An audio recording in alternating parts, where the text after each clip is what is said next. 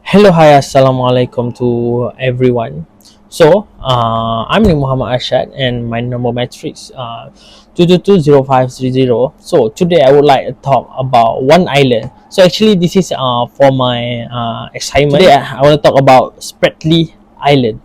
So, we can look at the back. What is Spratly Island? So, Spratly Island is one island located at China Sea.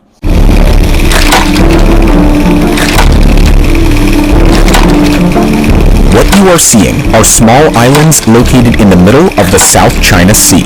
But the strange thing is that just a few years ago, none of these islands existed. So the question arises, who built these islands, and most importantly, why? Before we get into how China is secretly expanding its territory, we need to understand the conflict in the region. The South China Sea has been an area of controversy for decades, starting back in 1982 when the United Nations established the Law of the Sea, which regulates the international sea rights of the neighboring states. The sea is surrounded by the Gulf of Thailand to the west, Borneo to the south, and the Philippines to the west. Since various nations border the sea, over 6 different governments have claimed part of the Paracel and Spratly Islands.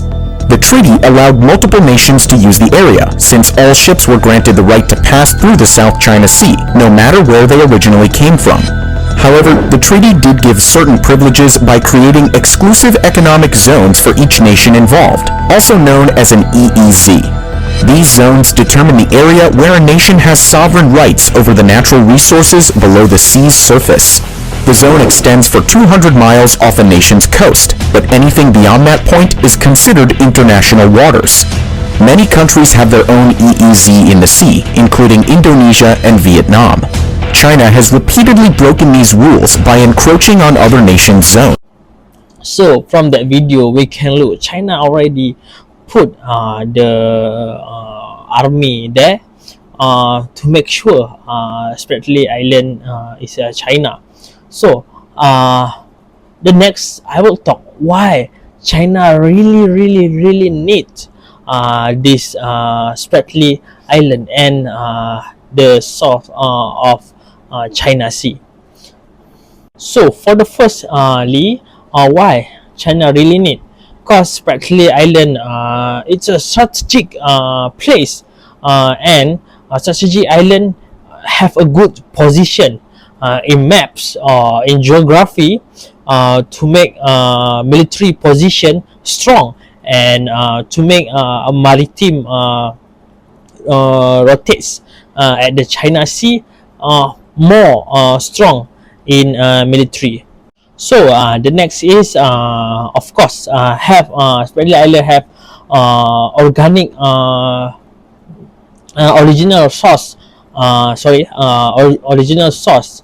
The South China Sea is believed to hold significant oil and natural gas reserve, and the Spratly Island are not exception. China growing energy needs have felt its interest in gaining access to this resource, patently reducing depending on the foreign energy source.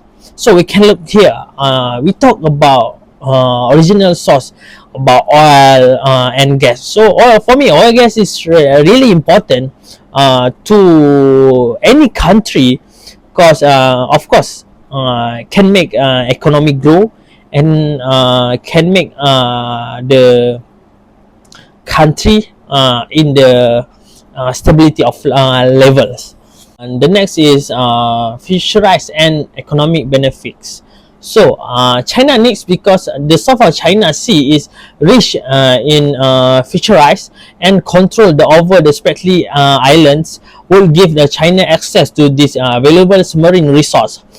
Fishing is important. Fishing is an important industry for many countries in the region, and control over the Spratly will increase China economy importance. So the last one is strategy and military presence. So the island provide partially base for military installations, including airfields and naval facilities. This allowed China expand its military reach in the region and increase its ability to monitor and control activity in South China Sea. So we can look here. This is all factor why China really need the Spratly Island. China is a big country, so that's why he can do everything, he can do anything to make sure the Spratly Island is a China. So for you guys more understand about why China claim Spratly Island, so I have one video to you guys more understand and why China claim This is the South China Sea. It's estimated nearly a third of the world's trade passes through this body of water. It is also at the heart of a very complicated 21st century territorial dispute. A half dozen governments have competing claims over the South China Sea, including Vietnam, the Philippines, and Malaysia. But the biggest player here is clearly China, which has also embarked on the most aggressive campaign to claim its stake here.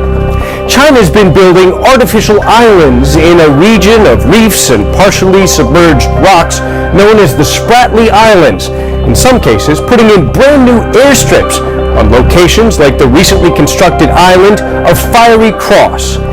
Here's what the island looked like before, and here's what it looks like after this impressive land reclamation project. And Beijing has been issuing warnings to other ships and planes to stay away from these man-made islands. It doesn't take an expert to see that the Spratly Islands are much closer to the Philippines than they are to China. So how is China laying legal claim to this territory?